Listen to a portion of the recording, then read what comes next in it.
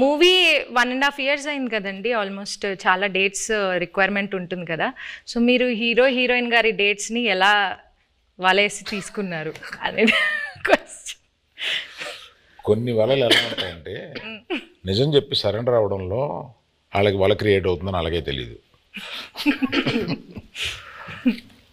చైతన్య గారి దగ్గరికి వెళ్ళి ఈ సినిమా మామూలుగా మీరు చేసే ఇతర సినిమాలకు కాదు, దీని చాలా టైం పడుద్ది, దీని ఎండ్ డేట్ ఎప్పుడు అని అడగకూడదు, దీనికి గెడ్డం పెంచాలి, మేము చెప్పే వరకు మీరు ఆ గెడ్డం తీయకూడదు, మాకు బేసిక్గా మీ క్యారెక్టర్లో చాలా బాగుంటారు కానీ ఈ 2 కండిషన్లకు మీరు ఒప్పుకుంటారా లేదా అని డౌట్ ఉండి మా వాళ్ళు ఎవరు మాట్లాడకుండా నన్ను ముందుకు తోశారు, అందుకు నేను వచ్చాను మీ దగ్గరికి అని అన్నాను.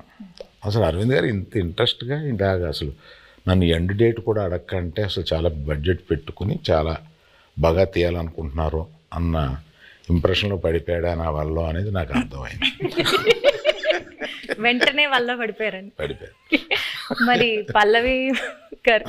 పల్లవిని వల్ల వేసింది డైరెక్టర్ గారు వాసు గారు. ఓకే. పడిపోయిన తర్వాత మా ఆఫీస్కి వచ్చారు, అప్పుడు నేను వలలో పట్టుకున్నాను.